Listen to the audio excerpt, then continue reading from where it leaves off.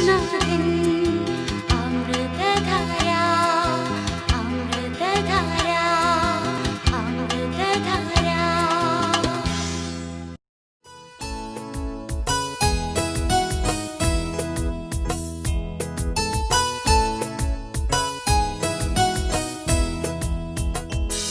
യേശുവേ രക്ഷാദായകാ, നിന്റെ സന്നിധി വരുന്നു. എൻ്റെ പാപഭാരവുമായി വല്ലഭായി രക്ഷയേ. എൻ്റെ പാപഭാരവുമായി വല്ലഭായി രക്ഷയേ.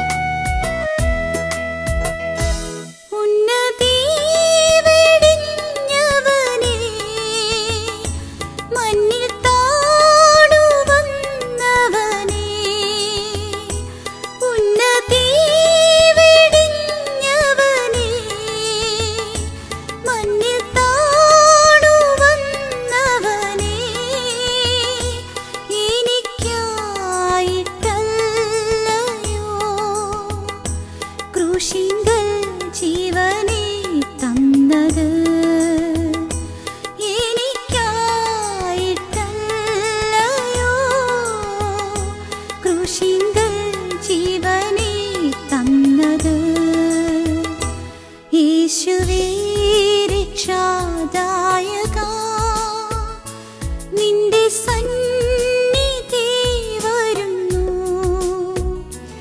എൻ്റെ പാപഭാരവുമായി വല്ലഭായി രക്ഷയേ.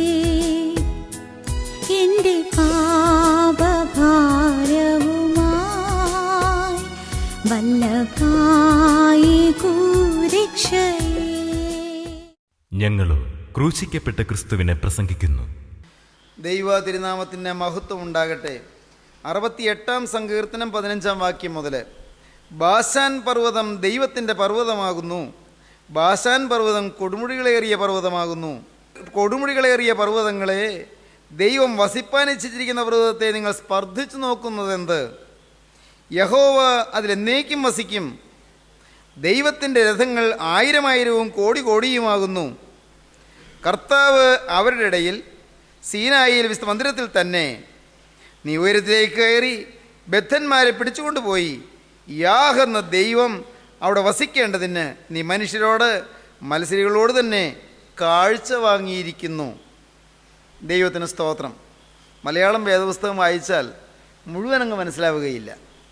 അത് ലിവിങ് ബൈബിൾ അല്ലെങ്കിൽ ന്യൂ ഇംഗ്ലീഷ് വേർഷൻ ഏതെങ്കിലും വായിച്ചാലാണ് കുറച്ചുകൂടി നമുക്ക് അർത്ഥം ഗ്രഹിക്കാൻ പറ്റുന്നത്. ഇംഗ്ലീഷ് അറിയാവുന്നവർക്ക് അത് മനസ്സിലാകും. 68 സങ്കീർത്തനം 15 വാക്യം മുതലാണ്.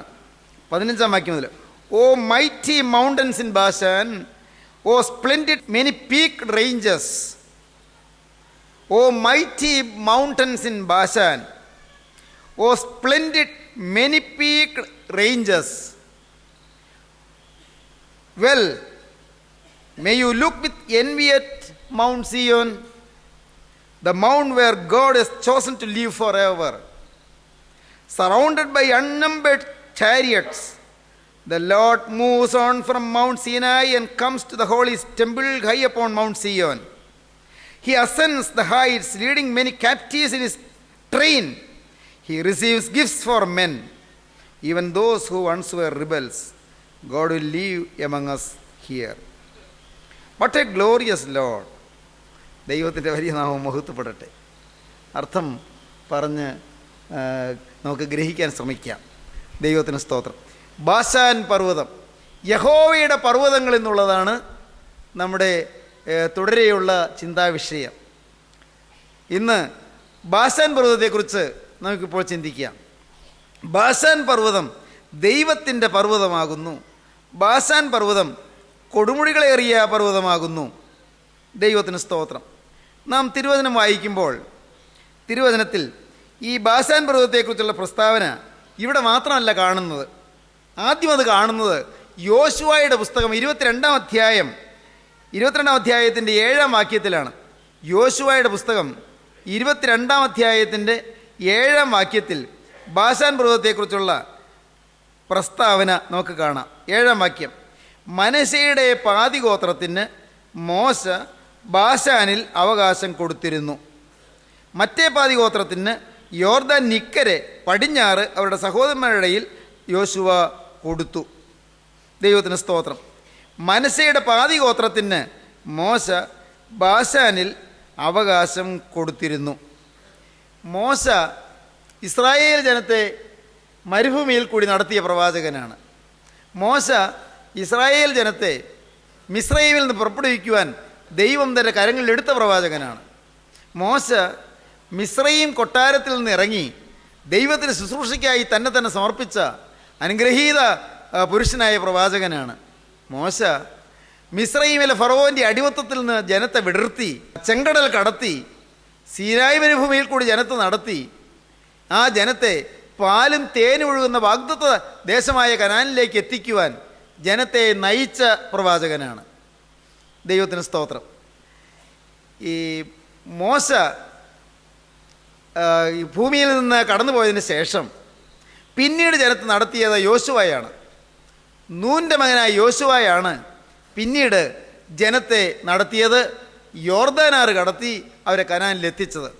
എന്നാൽ യോർദാനാറ് കടത്തുന്നതിന് മുൻപ് ഈ ജനത്തിന്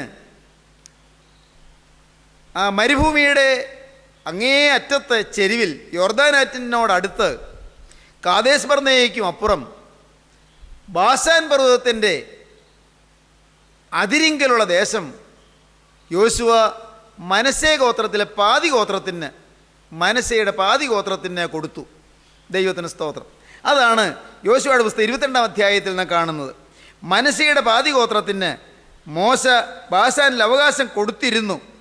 മറ്റേ പാതിഗോത്രത്തിന് യോർദാൻ നിക്കരെ പടിഞ്ഞാറ് അവരുടെ സഹോദരന്മാരുടെ ഇടയിൽ യോശുവ കൊടുത്തു.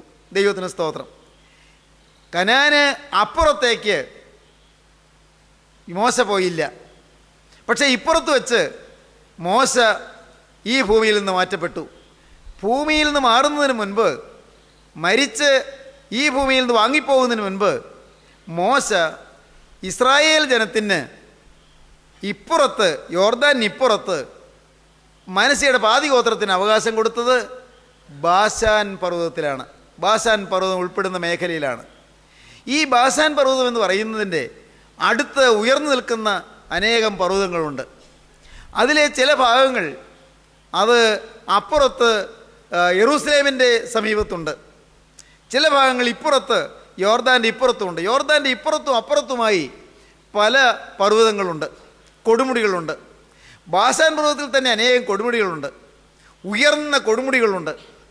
ഉയർന്ന കൊടുമുടികളുള്ള ബാശാൻ പർവ്വതത്തിന് അപ്പുറത്തെ സീനായി മലയോട് ഈ ബാശാൻ പർവ്വതത്തിന് അസൂയ തോന്നിയെന്നാണ് പറയുന്നത്. സീനായി പർവ്വതം യെറൂസലേമിലല്ല, സീനായി പർവ്വതം സീനായി മരുഭൂമിയിലാണ്. യഹോവ ഈ ബാശാൻ പർവ്വതത്തെയും തിരഞ്ഞെടുത്തത് തന്നെയാണ്. യഹോവ ബാശാൻ പർവ്വതത്തിൽ വസിക്കാൻ ഇച്ഛിച്ച പർവ്വതം തന്നെയാണ്. പക്ഷേ ദൈവം ഇറങ്ങിയത് സീനായി പർവ്വതത്തിലാണ്.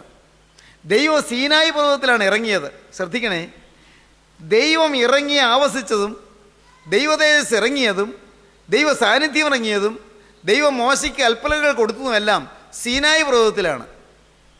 സീനായി പർവ്വതത്തിൽ ദൈവം ഇറങ്ങി ദൈവം മോശയോട് സംസാരിക്കുകയുണ്ടായി. ഈ സീനായി പർവ്വതത്തിൽ നിന്ന് അത്ര പെരുത്ത ദൂരെയല്ല ഈ ബാശാൻ പർവ്വതം. ബാശാൻ പർവ്വതം വാസ്തവത്തിൽ കൊടുമുടികൾ ഏറിയ പർവ്വതമാണ്. സ്വർഗത്തിലെ ദൈവം ഉയരത്തിൽ നിന്ന് ഇറങ്ങി വരുമ്പോൾ വാസ്തവത്തിൽ എന്നിലേക്കല്ലേ വരേണ്ടത്? ഞാനല്ലേ ഇത്തിരി ഉയർച്ചയുള്ളവൻ, എന്നിലേക്കല്ലേ വരേണ്ടത് എന്ന് ബാശാൻ പർവ്വതത്തിനൊരു ചിന്ത.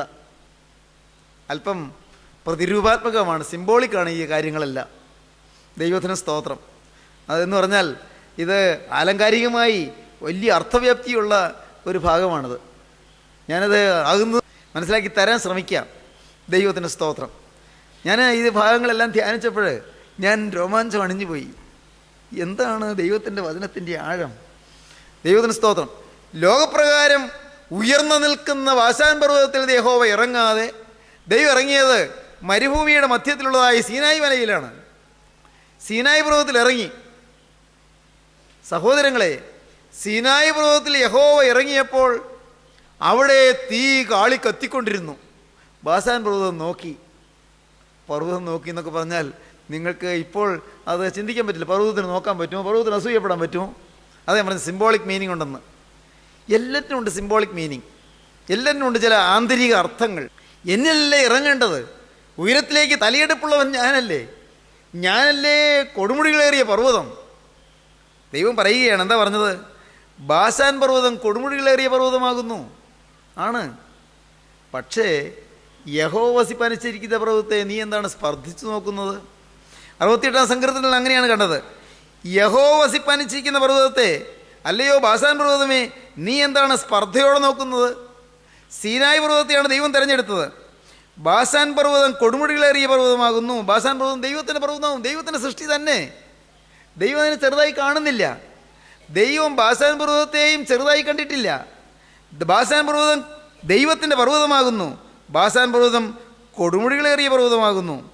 അല്ലയോ കൊടുമുടികളേറിയ പർവ്വതങ്ങളെ, നിങ്ങൾ ദൈവം വസിപ്പാനിച്ചിരിക്കുന്ന പർവ്വതമായ സീനായി മലയെ നിങ്ങൾ സ്പർദ്ധിച്ച് നോക്കുന്നതെന്ത്? സ്തോത്രം. നിങ്ങളെന്താണ് അസൂയയോടെ നോക്കുന്നത്? നിങ്ങളെന്താണ് വൈരാഗ്യത്തോടെ നോക്കുന്നത്? ദൈവത്തിൻ്റെ വലിയ നാമം മഹത്വപ്പെടട്ടെ. ഈ ഇസ്രായേൽ ജനത്തെ നടത്തുന്നവരിൽ നല്ല ചടുലമായി സംഭാഷണം ചെയ്യാൻ കഴിവുള്ളത് അഹരോനാണ്. മോശ വിക്കനാണ്. അത്ര വാക്ചാതുര്യമൊന്നും പാവം മോശയ്ക്കില്ല. 3 മാസം പിഞ്ചു കുഞ്ഞായിരിക്കുമ്പോൾ തന്നെ പ്രസവിച്ച വീട്ടിൽ, ജനിച്ച വീട്ടിൽ മോശ ഒന്ന് കരയാൻ പോലും അനുവാദമില്ലാത്തവനായിരുന്നു. കരഞ്ഞാൽ അമ്മ ഉടനെ വന്ന് വായു പൊത്തിപ്പിടിക്കും. കരഞ്ഞില്ലെന്നാണ് പറയുന്നത്. കാരണം കരഞ്ഞാൽ പുറത്ത് ശബ്ദം കേൾക്കും. ബൈബിളിൽ അങ്ങനെ ഇല്ല കേട്ടോ. കരഞ്ഞാൽ പുറത്ത് ശബ്ദം കേൾക്കും. പുറത്ത് ശബ്ദം കേട്ടാലോ അവിടെ ഒരു കുഞ്ഞുണ്ട് എന്ന് അറിഞ്ഞാൽ ഉടനെ ഫറവോൻ്റെ ആളുകൾ ഓടി വരും. കുഞ്ഞാണാണോ കൊന്നിരിക്കും. അങ്ങനെയാണ് ഫറവോൻ്റെ ഓർഡർ.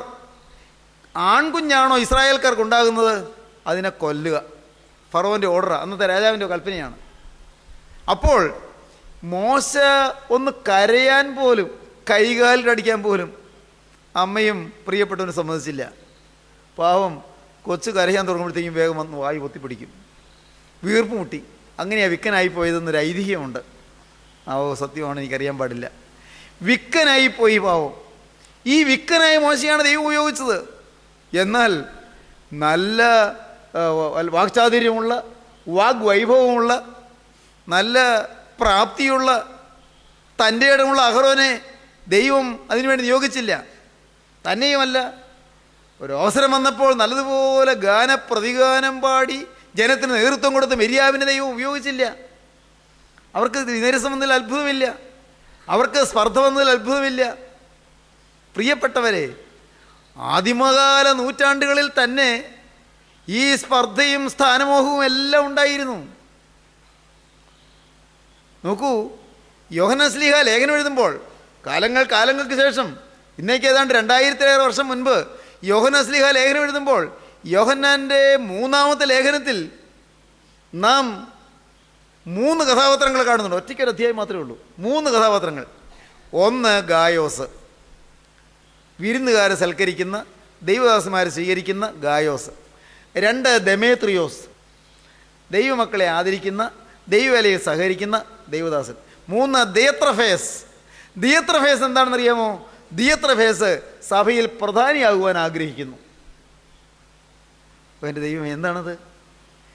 യഹോ വസിപ്പാനിച്ചിരിക്കുന്ന പർവ്വതത്തെ സ്പർദ്ധിച്ചു നോക്കുകയാണ്. സഭയിൽ പ്രധാനിയാകുവാൻ ആഗ്രഹിക്കുന്നു. കൂട്ടായ്മയിൽ മുമ്പനാകാൻ ആഗ്രഹിക്കുന്നു. ഞാൻ കഴിഞ്ഞ ഒരവസരത്തിൽ പറഞ്ഞു, എന്താ ഇത്ര പേർക്ക് കൂട്ടായ്മകൾ ഉണ്ടാകുന്നത്? എന്താണ്? എല്ലാവരും സുവിശേഷമല്ലേ പറയുന്നത്? എല്ലാവരും ക്രിസ്തുവിനല്ലേ പറയുന്നത്? പിന്നെന്താ അങ്ങോട്ടും ഇങ്ങോട്ടും മത്സരം? എന്തിനാ ഈ ഗ്രൂപ്പിസം? ദൈവമക്കൾക്ക് ഗ്രൂപ്പിസം എന്തിനാ? അങ്ങോട്ട് പോകരുതട്ടോ, അങ്ങോട്ട് പോകരുതട്ടോ. എന്തിനത്? ദൈവത്തിന് സ്തോത്രം. സഹോദരങ്ങൾ, കാരണം അതാണ്, ഒരാൾക്ക് അല്പം ഒരു കൃപ ലഭിച്ചു അല്ലെങ്കിൽ വചനം കിട്ടി, ആ ആൾ ഉടനെ വേറൊരു കൂട്ടായ്മ തുടങ്ങി. വേറെ ആർക്കും കീഴ്പ്പെട്ടിരിക്കില്ല, ആർക്കും കീഴ്പ്പെട്ടിരിക്കില്ല. ഈ കൂട്ടായ്മകളിൽ തന്നെ ഭിന്നതയുണ്ടാകുന്നതിൻ്റെ പിന്നിൽ സ്ഥാനമോഹവും അധികാരമോഹവും എല്ലാം ഉണ്ട്. ഇതെല്ലാം മാനുഷിക ജഡ സ്വഭാവമാണ്, പഴയ മനുഷ്യൻ്റെ സ്വഭാവമാണ്. ഈ ദേത്രഫേസ് എന്ത് ചെയ്തു എന്നോ, ഞാൻ സാന്ദർഭികമായിട്ട് പറയട്ടെ, അല്പം വിശദീകരിക്കേണ്ട കാര്യമുണ്ട്. ദേത്രഫേസ് യോഹന്നാൻ്റെ മൂന്നാമത്തെ ലേഖനം ഒരു അധ്യായം മാത്രമുള്ള ആ ലേഖനത്തിൽ അവസാനത്തോടടുത്ത് 9-ാം വാക്യം, സഭയ്ക്ക് ഞാൻ ഒന്ന് എഴുതിയിരുന്നു. അപ്പോസ്തലനായ വൃദ്ധനായ യോഹന്നാൻ ഗായോസിനുള്ള എഴുത്താണ് മൂന്നാമത്തെ ലേഖനം. ഗായോസിനുള്ള പേഴ്സണൽ ലെറ്റർ, പ്രൈവറ്റ് ലെറ്റർ. അതിൽ പറയുക, സഭയ്ക്ക് ഞാനൊന്ന് എഴുതിയിരുന്നു, എങ്കിലും അവരിൽ പ്രധാനിയാകുവാൻ ആഗ്രഹിക്കുന്ന ദേത്രഫേസ് ഞങ്ങളെ കൂട്ടാക്കുന്നില്ല. ഞങ്ങൾ സഭയെ നയിക്കാനും നടത്താനും ദൈവം തമ്പുരാൻ നിയോഗിച്ച് ദൈവം ഞങ്ങൾ ഇറങ്ങി നിൽക്കുന്ന ഞങ്ങളെ, എന്ന് വെച്ചാൽ യോഹന്നാൻ ശ്ലീഹ ഉൾപ്പെടെയുള്ള അനുഗ്രഹീതരായ അപ്പോസ്തലന്മാരെ ഞങ്ങളെ കൂട്ടാക്കുന്നില്ല. ആര്? ദേത്രഫേസ്. ദേത്രഫേസും കൂട്ടായ്മയിലുള്ള ഒരാൾ തന്നെയാണ്, അന്നത്തെ ആ പ്രാദേശിക സഭയിലുള്ള ഒരാൾ തന്നെയാണ്. അവരിൽ പ്രധാനിയാകുവാൻ ആഗ്രഹിക്കുന്ന ദേത്രഫേസ് ഞങ്ങളെ കൂട്ടാക്കുന്നില്ല. അതുകൊണ്ട് ഞാൻ വന്നാൽ, ഞാൻ നിങ്ങളുടെ അടുക്കൽ ഒന്ന് വരാൻ ഉദ്ദേശിക്കുന്നുണ്ട്, ആ സഭയിലേക്ക് ഒരു വിസിറ്റിനെ ഞാൻ ആഗ്രഹിക്കുന്നുണ്ട്. ഞാൻ വന്നാൽ അവൻ ഞങ്ങളെ ദുർവാക്ക് പറഞ്ഞ് ശകാരിച്ചുകൊണ്ട് ചെയ്യുന്ന പ്രവൃത്തി അവന് ഓർമ്മ വരുത്തും. അവൻ ഞങ്ങളെ ദുർവാക്ക് പറഞ്ഞ് ശകാരിച്ചുകൊണ്ട് ചെയ്യുന്ന പ്രവൃത്തി അവനെ ഓർമ്മ വരുത്തും. അവൻ അങ്ങനെ ചെയ്യുന്നത് പോരാ, ദുർവാക്ക് പറഞ്ഞ് ശകാരിക്കുന്നത് മാത്രമല്ല, അപ്പോസ്തലന്മാരെക്കുറിച്ച് ദുർവാക്ക്, ഇല്ലാത്ത ചീത്ത വാക്കുകൾ പറഞ്ഞ് ശകാരിക്കുക മാത്രമല്ല, ചീത്ത വാക്കുകൾ പറഞ്ഞ് പരസ്യപ്പെടുത്തുക മാത്രമല്ല, അതുമാത്രമല്ല, അവനങ്ങനെ ചെയ്യുന്നത് പോരായെന്ന് വെച്ച് സഹോദരന്മാരെ കൈക്കൊള്ളാതിരിക്കുന്നത് മാത്രമല്ല, ദൈവമക്കളായിട്ട് ആര് വന്നാലും അവരെ കൈക്കൊള്ളില്ല. അവരെ കൈക്കൊള്ളാതിരിക്കുന്നത് മാത്രമല്ല, അതിന് മനസ്സുള്ളവരെ വിരോധിക്കുകയും സഭയിൽ നിന്ന് പുറത്താക്കുകയും ചെയ്യുന്നു. അവനുള്ള ആ അധികാരം ഉപയോഗിച്ച്, അവനുള്ളതായ തൻ്റെ ഇടം ഉപയോഗിച്ച് ദൈവമക്കളെ, അവനോട് വിധേയപ്പെടാത്ത ദൈവമക്കളെ എല്ലാം, അവന് സ്തുതി പാടാത്ത ദൈവമക്കളെയൊക്കെ അവൻ ഒറ്റപ്പെടുത്തുന്നു, അവരെ അവൻ കോർണർ ചെയ്യുന്നു. ഈ ദേത്രഫേസ് അവിടെ സഭയിൽ അങ്ങനെ അവിടെ ഒരു ഭിന്നത ഉണ്ടാക്കുന്നു. ദൈവത്തിന് സ്തോത്രം, ദൈവത്തിൻ്റെ വലിയ നാമം മഹത്വപ്പെടട്ടെ. ഞാൻ ലിവിങ് ബൈബിൾ വായിച്ചപ്പോൾ ഞാൻ അല്പം ഞെട്ടിപ്പോയി ആ വാക്കുകൾ ഇംഗ്ലീഷിൽ.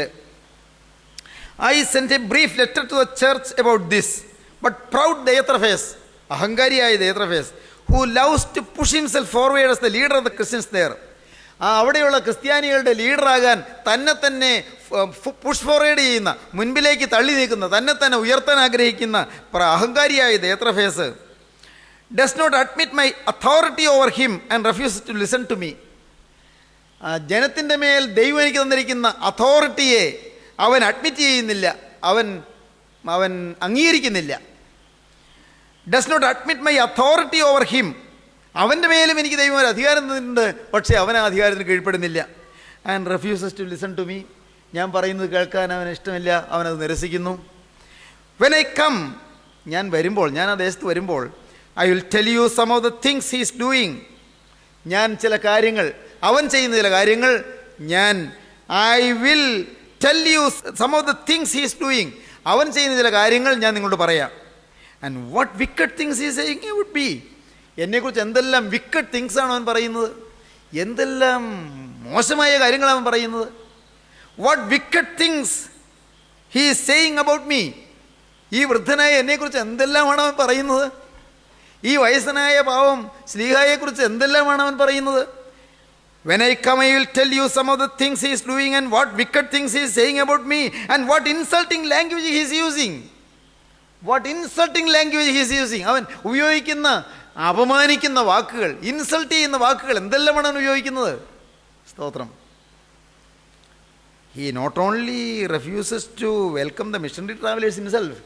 അവൻ അവിടെ വരെ ചെല്ലുന്ന മിഷണറിയാരായി പ്രവർത്തിക്കുന്ന, അങ്ങനെ യാത്ര ചെയ്ത് ചെല്ലുന്ന ദൈവമക്കളെ അവൻ അവർ സ്വീകരിക്കാതിരിക്കുന്നു മാത്രമല്ല, but tells others not to. അവൻ സ്വീകരിക്കുന്നില്ല, മറ്റുള്ളവരോട് ഇവരെ കൈക്കൊള്ളരുത് എന്ന് പറയുകയും ചെയ്യുന്നു. And when they do, he tries to put them out of the church. അങ്ങനെ ചെയ്യുമ്പോൾ അവനൊരു സഭയിൽ നിന്ന് പുറത്താക്കുകയും ചെയ്യുന്നു. ദൈവത്തിൻ്റെ വലിയ നാമം മഹത്വപ്പെടട്ടെ. സഹോദരങ്ങളെ നോക്കൂ, ജീവനുള്ള ദൈവം വസിക്കുന്ന പർവ്വതത്തെ ബാശാൻ പർവ്വതം സ്പർദ്ധയോടെ നോക്കി. അതാണ് നാം കണ്ടത്. ദൈവത്തിൻ്റെ ആത്മാവ് അധിവസിക്കുന്നത് എവിടെയുണ്ടോ അതിനെ അഹങ്കാരമുള്ളവർ എപ്പോഴും എതിർക്കുകയും അതിനെ അവഗണിക്കുകയും അതിനെ ഏതെങ്കിലും തരത്തിൽ അപമാനിക്കാൻ ശ്രമിക്കുകയും ചെയ്തുകൊണ്ടിരിക്കും. അത് മനുഷ്യ സ്വഭാവമാണ്.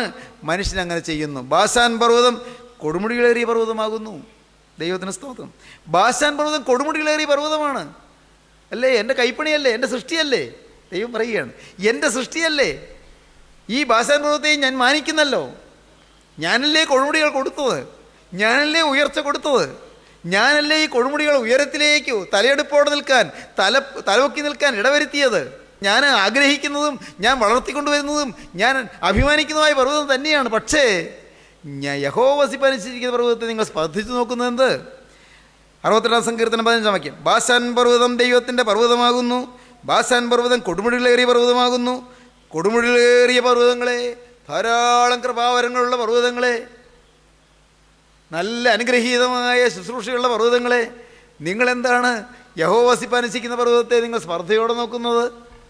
ബാശാൻ പർവ്വതം കൊടുമുടികളേറിയ പർവ്വതമാകുന്നു. ബാശാൻ പർവ്വതം ദൈവത്തിൻ്റെ പർവ്വതമാകുന്നു. ബാശാൻ പർവ്വതം കൊടുമുടികളേറിയ പർവ്വതമാകുന്നു. കൊടുമുടികളേറിയ പർവ്വതങ്ങളെ, ദൈവം വസിപ്പാനിച്ചിരിക്കുന്ന പർവ്വതത്തെ നിങ്ങൾ സ്പർദ്ധിച്ചു നോക്കുന്നത് എന്ത്? ദൈവത്തിന് സ്തോത്രം. യഹോവ അതിൽ എന്നേക്കും വസിക്കും. എവിടെ? കൊടുമുടിയേറിയ പർവ്വതമാണ് ബാശാനെങ്കിലും യഹോവ ദൈവം വസിപ്പാനിച്ചിരിക്കുന്ന പർവ്വതത്തിൽ എന്നേക്കും വസിക്കും. മോനെ, നീ തടുത്താലൊന്നും ദൈവത്തിൻ്റെ പരിപാടി തീർക്കാൻ നിനക്ക് സാധ്യമല്ല. എൻ്റെ സഹോദരങ്ങളോട് ഞാനൊരു കാര്യം പറയട്ടെ. സ്വർഗത്തിലെ ദൈവം ഉയർത്താതെ മനുഷ്യരാരെല്ലാം ഉയർത്തിയാൽ ഉയരുകയില്ല. സ്വർഗത്തിലെ ദൈവം താഴ്ത്താതെ മനുഷ്യരാരെല്ലാം താഴ്ത്തിയാലും താഴുകയുമില്ല. ദൈവത്തിന് സ്തോത്രം. നിങ്ങൾ വിചാരിച്ചുകൊള്ളൂ, നിങ്ങൾ വിശ്വസിച്ചുകൊള്ളൂ, ലോകം നിങ്ങളെ ഒറ്റപ്പെടുത്തിയെന്ന് വരും. ലോകമനുഷ്യൻ നിങ്ങളെ അവഗണിച്ചെന്ന് വരും. ലോകത്തിൽ അനേകം ഒരുപക്ഷെ കൂട്ടായ്മയിലുള്ളവർ തന്നെ നിങ്ങളെ പരിഗണിക്കാതിരുന്നെന്ന് വരും. നിങ്ങൾ വാടരുത്, നിങ്ങളാരും ക്ഷീണിക്കരുത്, നിങ്ങളാരും തളരരുത്. നിങ്ങൾക്ക് നോക്കാൻ ഒരു പർവ്വതമുണ്ട്. ഞാൻ എൻ്റെ കണ്ണുപർവ്വതങ്ങളിലേക്ക് ഉയർത്തുന്നു. എൻ്റെ സഹായം ഇവിടെ നിന്ന് വരും. എൻ്റെ സഹായം ആകാശത്തെയും ഭൂമി ഉണ്ടാക്കിയ യഹോവയെങ്കിൽ നിന്ന് വരുന്നു. എൻ്റെ ദൈവമേ, എൻ്റെ സഹായം ഇവിടെ നിന്ന് വരും. എൻ്റെ സഹായം ആകാശത്തെയും ഭൂമി ഉണ്ടാക്കിയ യഹോവയെങ്കിൽ നിന്ന് വരുന്നു. സ്തോത്രം. ഓ എൻ്റെ ദൈവമേ, നീയാണ് എൻ്റെ സഹായത്തിൻ്റെ പർവ്വതം. നീയാണ് എനിക്ക് പ്രത്യക്ഷനായ പർവ്വതം. നീയാണ് പാവപ്പെട്ട എന്നോട് ഇടപെട്ട പർവ്വതം. ഉടയവനെ, നീ ഉയർത്തിയാൽ ആരെല്ലാം താഴ്ത്തിയാലും താണു പോവുകയില്ല.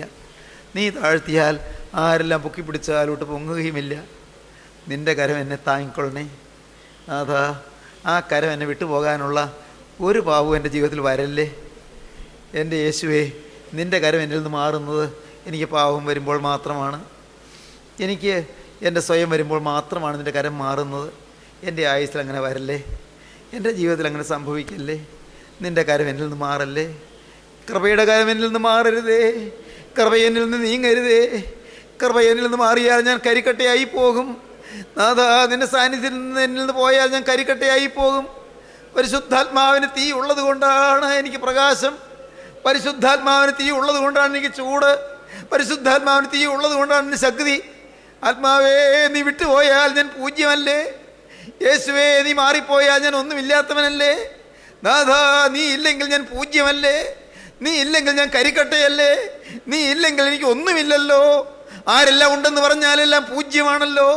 ദൈവജനമേ, ആശ്രയിക്കേണ്ടവനെ മാത്രം ആശ്രയിപ്പീൻ. പിടിക്കേണ്ട കൊമ്പ് ഇശായിയുടെ കൊമ്പാകുന്നു. പിടിക്കേണ്ട കൊമ്പ് ദാവീദിന്റെ വേരും വംശവും ശുഭ്രമായ ഉദയനക്ഷത്രവുമായ ഇശായിയുടെ കൊമ്പാകുന്നു. ദൈവത്തിന് സ്തോത്രം. പിടിക്കേണ്ടത് യേശുക്രിസ്തുവിനെയാകുന്നു. പിടിക്കേണ്ടത് യേശുക്രിസ്തുവിന്റെ ക്രൂശിലെ ത്യാഗമരണത്തെയാകുന്നു. പിടിക്കേണ്ടത് യേശുക്രിസ്തുവിന്റെ തിരുരക്തത്തിന്റെ അത്ഭുത ശക്തിയാകുന്നു. അവിടെ പാപമോചനമുണ്ട്, അവിടെ രക്ഷയുണ്ട്, അവിടെ സ്വർഗമുണ്ട്, അവിടെ ജീവന്റെ ആത്മാവുണ്ട്, അവിടെ ജീവന്റെ സന്തോഷമുണ്ട്, അവിടെ ജീവന്റെ ആനന്ദമുണ്ട്. ദൈവജനമേ, നിങ്ങൾ ഈ അത്ഭുത കൃപയെ നിങ്ങൾ ആസ്വദിപ്പീൻ. യേശുവിനെ നിങ്ങൾ വിളിച്ചപേക്ഷിപ്പീൻ. നിങ്ങളുടെ ജീവിതം സമർപ്പിപ്പീൻ. ദൈവത്തോട് നിങ്ങൾ വാക്ക് പറയുവീൻ. മരണത്തോളം വിനയത്തോടെ ഞാൻ നിൽക്കും, മരണത്തോളം താഴ്മയോടെ ഞാൻ നിൽക്കും, മരണത്തോളം പരിശുദ്ധാത്മാവിന് കീഴ്പ്പെട്ട് ഞാൻ നിൽക്കും, മരണത്തോളം നാഥാ പരിശുദ്ധാത്മാവിനെ ചോദ്യം ചെയ്യാതെ അനുസരിച്ച് ഞാൻ നിൽക്കും, മരണത്തോളം നാഥാ ഞാൻ നിന്റെ അടിമയായി നിൽക്കും. നമുക്ക് സമർപ്പിക്കാം, നമുക്ക് പ്രാർത്ഥിക്കാം. രാജാധിരാജ, ജീവന്റെ ഉടയവനെ, വാഴ്ത്തപ്പെട്ട കർത്താവേ, ഈ അതിമനോഹരമായ ദിവസത്തിനായി നന്ദിയോടെ സ്തോത്രം. അപ്പാ, ഇന്ന് ഞങ്ങളെ അവിടെ നിന്ന് തൊട്ടതിനായി നന്ദിയോടെ സ്തോത്രം. ഇന്ന് ഞങ്ങളുടെ മേൽ പാവബോധവും കുറ്റബോധവും അയച്ചതിനായി നന്ദിയോടെ സ്തോത്രം. ഇന്നെല്ലാവരെയും തഴുകിയതിനായി നന്ദിയോടെ സ്തോത്രം. കഴിഞ്ഞകാല പാവങ്ങൾ ഓർക്കരുതേ അപ്പാ. കഴിഞ്ഞകാല ജീവിതത്തിലെ വീഴ്ചകൾ കണക്കിടരുതേ അപ്പാ. കഴിഞ്ഞകാല ജീവിതത്തിൽ നാഥാ നിന്നെ അറിയാതെയും നാഥാ നിന്നെ അറിയിക്കാതെയും ഞങ്ങളുടെ ജീവിതത്തിൽ പലതും സംഭവിച്ചു പോയതൊന്നും ഞങ്ങളുടെ മേൽ കണക്കിടരുതേ. അതാ നിന്റെ തിരുരക്തത്താൽ അകൃത്യങ്ങൾ പൊറുക്കണമേ, പാപങ്ങൾ ക്ഷമിക്കണമേ. കുരിശിലെ ത്യാഗമരണം ഞങ്ങളുടെ ജീവിതം മാതൃകയാക്കുവാനുള്ള ഭാഗ്യം തരണമേ. തന്നെ ത്യജിച്ച് കുരിശെടുത്തുകൊണ്ട് നിന്റെ പിന്നാലെ വരുവാൻ ഞങ്ങളെ യോഗ്യരാക്കണമേ, വിശുദ്ധരാക്കണമേ. ഈ ജനത്തെ അനുഗ്രഹിക്കണമേ. ജനത്തിന്റെ മേൽ തീ പടരണമേ, ജനത്തിന്റെ മേൽ തീ ഇറങ്ങണമേ. സ്വർഗീയാഗ്നി ഈ ജനത്തിന്റെ മേൽ പ്രവഹിക്കണമേ. അഗ്നിജ്വാലയാൽ ജനത്തെ പ്രകാശമാനമാക്കണമേ. എല്ലാവരും അനുഗ്രഹിക്കണമേ. പാപശാപങ്ങൾ മാറ്റണമേ. ബന്ധനക്കെട്ടുകൾ പൊട്ടിക്കണമേ. എല്ലാവരെയും അനുഗ്രഹിക്കണമേ. തിരുനാമം മഹത്വപ്പെടുത്തണമേ. യേശുവിൻ നാമത്തിൽ തന്നെ ആമേൻ. Hallelujah. Professor MY Yohannan power vision TV-യിൽ പ്രസംഗിക്കുന്നു. എല്ലാ ദിവസവും രാവിലെ 5:30 ഉച്ചയ്ക്ക് 1:30 രാത്രി 8:30. ഈ ആശ്വാസ സന്ദേശം നിങ്ങൾ ശ്രദ്ധിച്ചുവല്ലോ. നിങ്ങളുടെ അഭിപ്രായങ്ങളും പ്രാർത്ഥനാ വിഷയങ്ങളും ഞങ്ങളെ എഴുതി അറിയിക്കുമല്ലോ. ഞങ്ങളുടെ വിലാസം: professor MY Yohannan, post box number 17, Kolenchery 682311. Phone 9142303096.